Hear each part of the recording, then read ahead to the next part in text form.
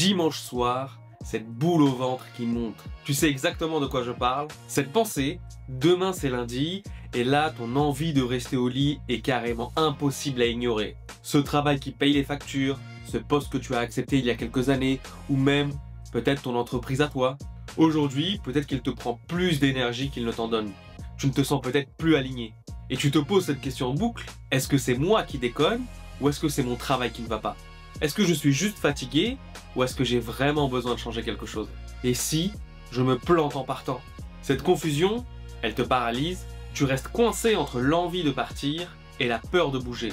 Et le temps passe, encore et encore. Salut la tribe, c'est Isidore, coach et créateur de retraite transformationnelle et bienvenue dans l'épisode 7 de Sans Limites, le rendez-vous des femmes qui veulent créer leur vie idéale sans culpabiliser. Aujourd'hui, je te parle de ce moment où tu ne sais plus si tu dois rester ou partir. Dans les prochaines minutes, je vais te montrer comment savoir si c'est le bon moment pour toi de changer et je te donne 3 méthodes concrètes pour enfin y voir clair. Avant de te donner les solutions, il faut qu'on aille voir pourquoi est-ce que cette hésitation est si forte alors que tu sens que quelque chose ne va pas. Et je te présente 4 raisons qui peuvent te bloquer aujourd'hui. En premier, la peur de l'inconnu. En fait, le travail où tu es aujourd'hui, tu le connais, même s'il te vide. Mais l'inconnu, un nouveau job, une reconversion, un changement, ça fait flipper. Alors que ton cerveau, lui, il préfère la souffrance que tu vis aujourd'hui plutôt que d'aller vers quelque chose qu'il ne connaît pas. Résultat, tu restes dans quelque chose qui ne te nourrit pas parce qu'au moins, tu sais à quoi t'attendre et ça, ça rassure ton cerveau.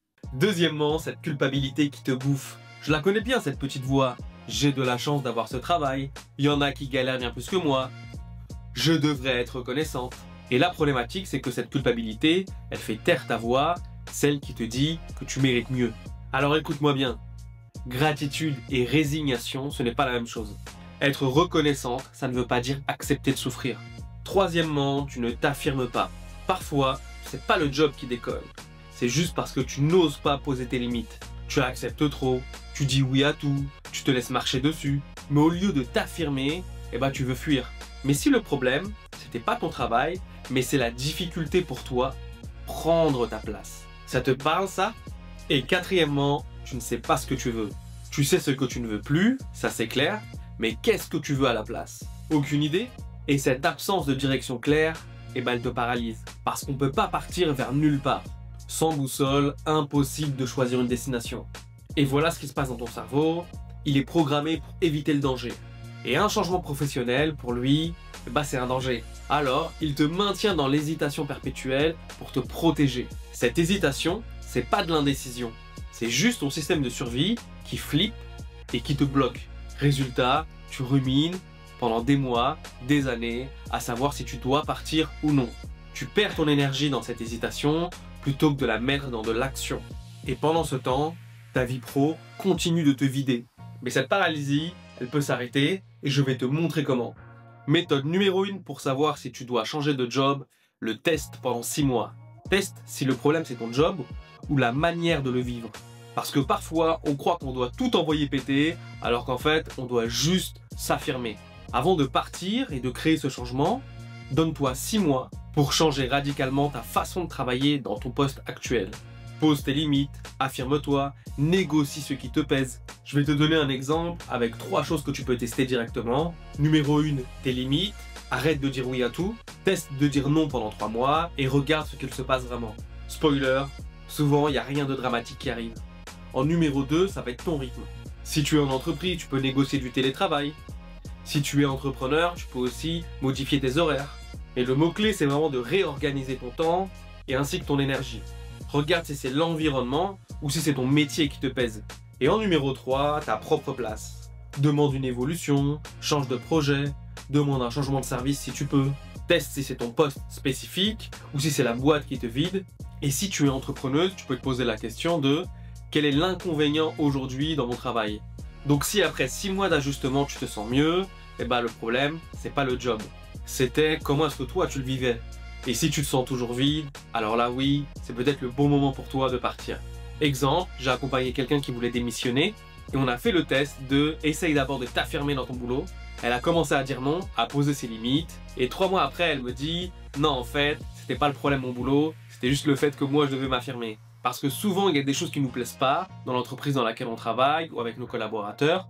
Et plutôt que de s'affirmer, on va se mettre dans une carapace, on va plutôt essayer de fuir, plutôt que d'aller négocier les choses qui sont pas OK avec nous-mêmes. Et donc au final, elle n'avait pas besoin de changer de boulot, elle avait juste besoin de s'affirmer. La méthode numéro 2, pour savoir si tu dois changer de boulot, c'est celle de suivre ses émotions. Et là, le but, ça va être de traquer tes émotions, mais avec des vraies données, et pas juste des impressions floues qui changent selon ton humeur. Alors pendant 30 jours, note dans un cahier, chaque soir, comment est-ce que je me suis senti aujourd'hui au travail. Et tu peux mettre aussi une note de 1 à 10. Au bout de 30 jours, tu vas voir des patterns. Si 80% de tes journées sont en dessous de 5 sur 10, c'est un signal clair. Si ça oscille entre 6 et 8, alors là, le problème est plus subtil. Et tu peux te poser aussi ces 3 questions qui vont vraiment révéler ta problématique. Qu'est-ce qui m'a donné de l'énergie aujourd'hui? Si tu réponds rien du tout, alors là, il y a vraiment une problématique. Qu'est-ce qui m'a vidé aujourd'hui? Si c'est les tâches principales de ton métier et pas juste l'ambiance, alors ton métier ne te correspond plus. Et en dernier, si je pouvais changer une chose, ce serait quoi? Si tu réponds tout, c'est le moment de partir. Et si c'est une ou deux choses précisément, alors tu peux le négocier. J'ai aussi accompagné une personne qui tenait un journal comme ça, et ce qui la vidait, c'était les réunions interminables et pas du tout son métier. Alors elle a négocié de limiter les réunions, et boum, problème réglé, c'était les réunions et pas son métier le problème. Ce qui marche, c'est que tu sors de l'émotion brute du moment, tu as des vraies données, et tu remplaces « je crois » par « je sais que ». Et ça change tout. Troisième méthode pour savoir si tu dois changer de job, sors complètement de ton quotidien pour y voir plus clair. Tu peux pas voir ta situation clairement quand tu es dedans 24 heures sur 24. C'est impossible. Tu as besoin de prendre de la hauteur pour avoir la clarté que tu cherches. C'est exactement pour ça que j'ai créé mes retraites. Pendant 5 jours, tu sors complètement de ton environnement. Tu te retrouves dans un lieu où il n'y a aucune distraction et où il n'y a aucune obligation professionnelle qui te prenne la tête. Et ça te permet de te reconnecter avec ce que toi tu veux vraiment et pas ce que les autres veulent de toi ou attendent de toi.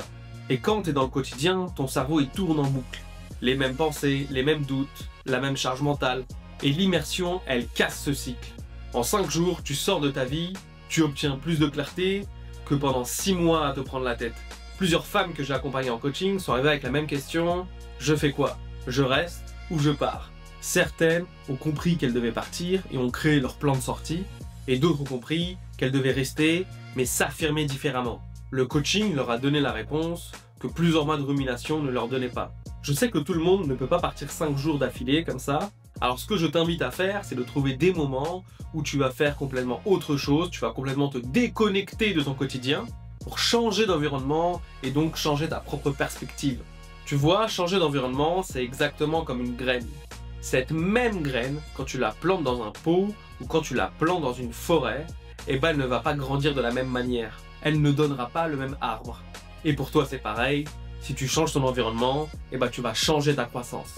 Mais attention, parce qu'il y a 3 erreurs qui font que tu peux rester coincé dans l'hésitation pendant des années, et je ne veux pas que tu les fasses. Erreur numéro 1, attendre d'être sûr à 100%. Tu te dis, je partirai quand je serai certaine que c'est la bonne décision. Sauf que cette certitude, eh ben elle arrive jamais. T'entends ce que je te dis? Jamais. Tu peux pas être sûr avant d'avoir agi. Si c'est jamais le bon moment, alors c'est toujours le bon moment. Erreur numéro 2, demander l'avis de tout le monde. Tu consultes tes parents, tes amis ou tes collègues. Résultat, 10 avis différents qui te mettent encore plus dans le brouillard. La seule personne qui peut savoir si c'est le bon moment, eh ben c'est toi et personne d'autre. Erreur numéro 3, confondre peur et intuition. Tu te dis, mon intuition me dit de rester, mais attends, est-ce que c'est vraiment ton intuition ou alors cette peur de changement qui te parle? Parce que l'intuition, elle est calme et claire. La peur, elle est bruyante et elle fout le bordel dans ta tête. Ces erreurs, elles te maintiennent dans l'indécision, alors observe-les et ajuste-les. Écoute, moi aussi j'ai déjà vécu cette hésitation, j'ai souvent eu un travail stable, mais chaque jour je sentais que quelque chose n'allait pas. Et j'ai passé beaucoup de temps à hésiter. Est-ce que je pars? Je reste? Et si je me plante? Et cette rumination, elle me prenait toute mon énergie. J'avançais ni dans mon job, ni dans autre chose. J'étais juste bloqué dans ma tête. Et le jour où j'ai arrêté de réfléchir, mais que j'ai expérimenté, tout a changé. J'ai testé de faire d'autres projets à côté. Par exemple, à ce moment-là, j'étais employé. Et j'ai commencé à tester l'entrepreneuriat. J'ai créé mes premiers coachings, mes premières retraites. Et progressivement, la clarté est venue. Et pas de ma tête, mais de l'action. Et ce que j'ai compris, c'est qu'on ne peut pas avoir la réponse de quelque chose juste en pensant à ça. On doit savoir en testant. C'est comme l'escalade.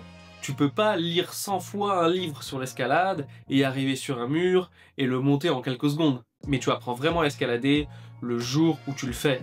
Et c'est exactement pareil pour plein de domaines de ta vie, et qui plus est, maintenant qu'on parle du domaine professionnel. Donc je te récapitule les 3 méthodes. En premier, le test pendant 6 mois pour voir si c'est le job ou toi qui dois changer quelque chose. En deuxième, suis tes émotions pour être sûr d'avoir des vraies données. Et en troisième, sors de ton quotidien pour casser la rumination.